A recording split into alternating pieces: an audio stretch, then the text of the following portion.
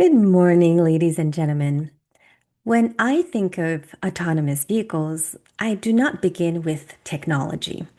I do not begin with sensor, with software, or the polished choreography of Silicon Valley product launches, if you know what I mean. I begin instead with a memory. My father is a self-made man who, like many immigrants of his generation, didn't have an easy start in the country we would now call home, Canada. He came from China in the 80s with only $100 in his pockets, and he was moonlighting with three different jobs while finishing his law degree. But eventually, of course, over the years, he found financial success through grit and determination. And along the way, one of our family's core memories was the purchase of his first car. It was a tangible sign of progress, of an immigration success story, and also the promise of freedom because now we could take the roads and go on family road trips. It was an old but reliable Honda with bright red leather seats inside. And I still have fond memories of our first family car. That car lasted us for years. We went everywhere, north, south, east. But one trip that I remember most vividly was going to Disney World, where we drove from Montreal to Florida. So if you've ever taken that trip, you know it takes about 3 days. But then the weather gets increasingly more warm. And I remember the old car was just running on equal parts pure grit and all the bolts, and the engine was running. It was just humming. And I remember us being just on the road and the highways for days, and I would hear the reassuring rustle of physical maps being opened and closed in the front seat as my dad tried to do some wayfinding.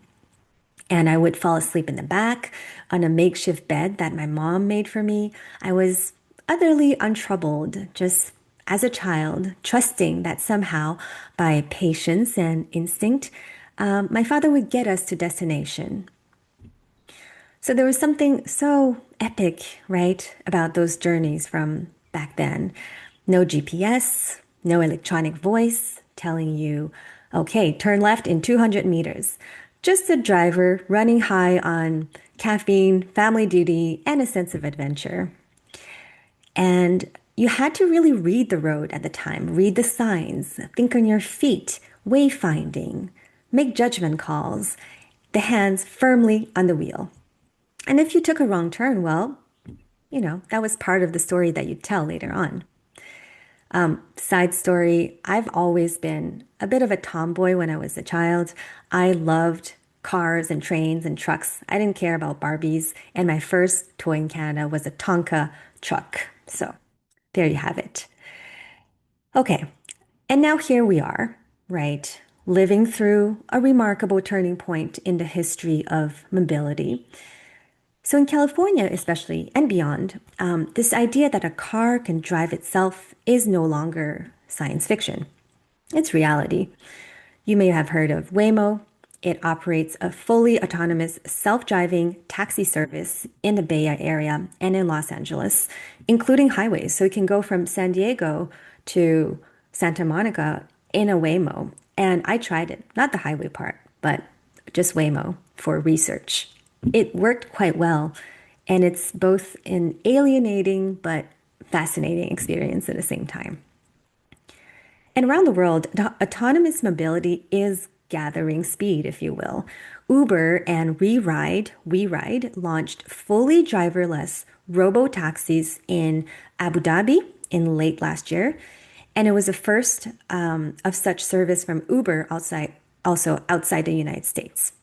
And then in the US, in Dubai, Uber and Baidu began rolling out Apollo Go, which is an autonomous ride-hailing service, early this year. In London, both Uber and Lyft have announced trials with Baidu robotaxis. And just this week, Uber, Pony.ai, and Vern announced plans for what is described as Europe's first commercial robotaxi service in Zagreb. Okay, that all that is in many respects astonishing, isn't it? Within the span of a lifetime, we have gone from navigating the world with folded maps and instinctively driving our way through to imagining a world in which the car itself will do the observing, the deciding, the responding, and the driving. So you may wonder, how does a self-driving car work? I'll call it AV for short. It's interesting to note that self-driving systems have been designed not just by automakers such as Volkswagen and Tesla. Well, Tesla is from another company, but by technology companies such as Google and Uber, and of course, Tesla. This means that they are a technology company first, and then they may have gone into automaking or partner with automakers. So they're not necessarily the traditional, they don't think about cars as a traditional car, but they prioritize the technology side. And what they do is they would build on decades of advanced driver assistance systems development data, such as cruise control or lane assist or collision avoidance. And most self-driving systems maintain an internal system to regulate all the controls. So I'll go over the differences now. The first difference between a normal car and an AV is perception. And our first speaker mentioned that. Whereas a normal car uses the human's two eyes and ears to see and hear its environment, an AV uses a combination of sensors, so cameras, radar, ultrasonic sensors, and so on. We all remember our driving test, right? When we had to make sure we check the blind spots, otherwise we'd fail the test. And of course, that's because we have blind spots as humans. And the field of view of a human eye is around 120 degrees, even with peripheral vision. And it's usually focused forward and it's limited by mirrors and those blind spots. Whereas an AV is able to provide 360-degree coverage. It can also see through fog or cut through fog because of sensors, and it can measure the distance precisely in centimeters. There's also a difference in data processing.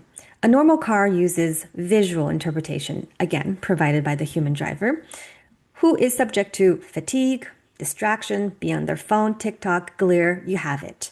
Whereas the AVs use high frequency data pulses that create real time 3D mappings of the world. So it's essentially biology versus a robot or a technology. Second difference, how to make decisions while driving. Again, here we have the human brain versus a software stack. So for localizations, to know where to go and where you are, if you want to drive, let's say I want to go from my house to Glendon College, I would have to use street signs and landmarks that I know. Oh, here's the Pusateries. Here's Bayview. I recognize this big tree before the highway ramp, right? Whereas in AV, we'll use HD maps and other technology to know precisely its position within 10 centimeters. Humans also rely on social cues. So, for example, you'd stop, make eye contact with a pedestrian, right? Confirm that they're not going, and then you turn right. So that's from years of just experience on monitoring and being in your environment. Whereas AVs will use technological neural networks to predict the trajectories of every object in its 360 radius at the same time. So let me tell you about the Canadian left turn.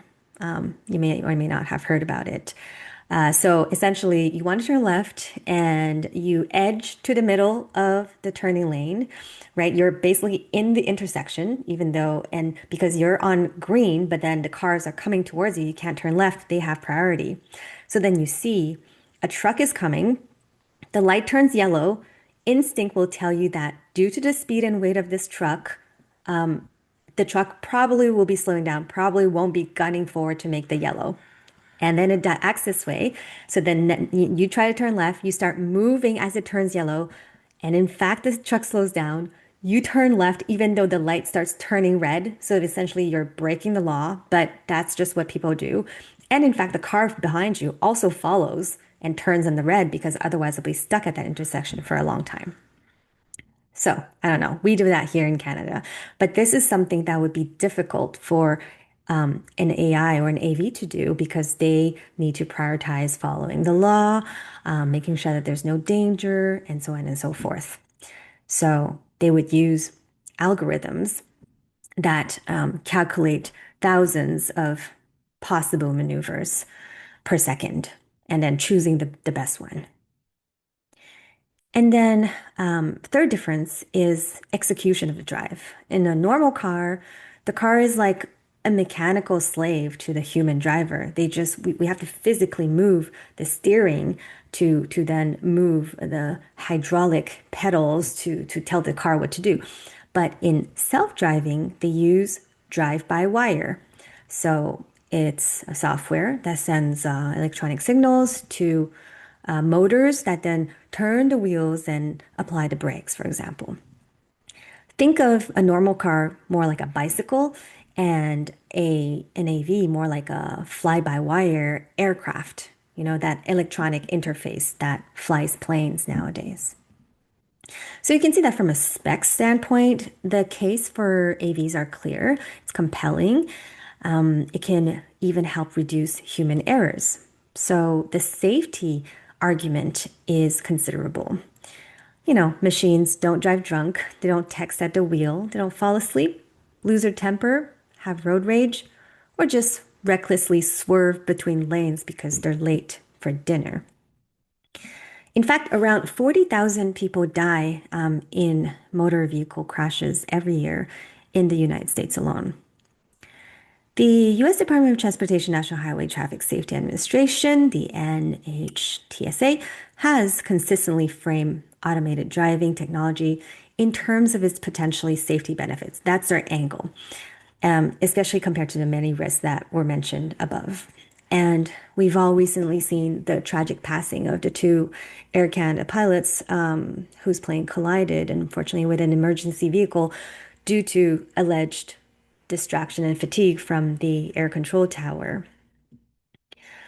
So autonomous vehicles may also widen mobility, right? And I believe this is a subject that Louis will talk about in the Mandarin speech.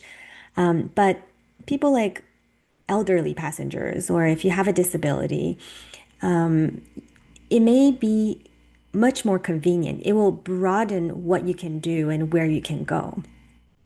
And not only that, but it will also represent a form of dignity, independence, and access. So if you could go take yourself to the hospital instead of burdening your extended family member, you could have much more independence and autonomy, right? And you would extend your participation into society.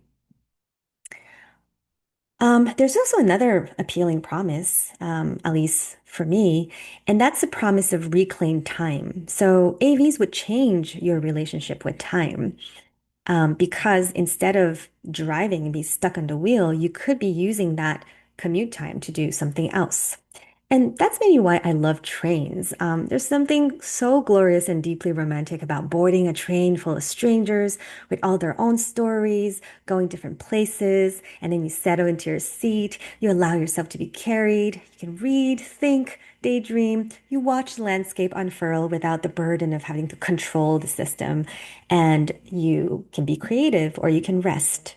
So effectively, you transform travel time from dead time into a lifetime.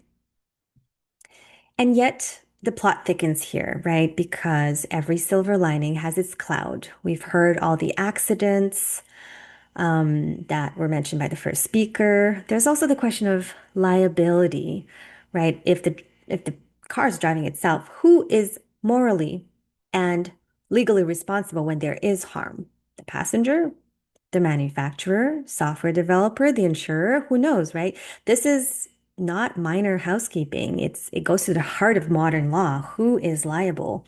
And I think, of course, the answer lies somewhere in between. Um, but finally, there's other drawbacks too, which I don't have time to get into, but a more quieter philosophical concern for me is what happens when convenience becomes our highest value, right? When all that you care about is to remove all the inconveniences and smooth out your commute to the point that you don't get to tell those stories when you take a little bit of a wrong turn. Right, technology can make service more efficient, but it also makes it less human, as we've all experienced as interpreters now working behind your Zoom, but instead of being in the room with clients. Right, a driver is so much more than that. You have a chit chat, there's humor, you tell them where to go watch the game, where to have a drink, but all that will be gone with AVs. I think the answer is somewhere in between. I, for one, never dreamed of a sleek capsule as a car for the future. In my mind, travel is not just about arriving, it's about inhabiting the journey. So I'm a millennial. I'm a generation in between. I've known a world where movement carried an element of spontaneity. I've grown up without the internet and then came the internet. So I'm the last generation to know what it's like to back then when there was a bit more the human touch, right? And we are the generation that can call for this nuanced view of the world. So I'm for progress, but with open eyes. And somewhere in me, there will be always that old school part, right? The child asleep in the back seat while the father is folding and unfolding the maps. The dream of camping out of a Westphalia Volkswagen, and that the belief that the road is not merely a line between 2 points, but a whole story. Thank you.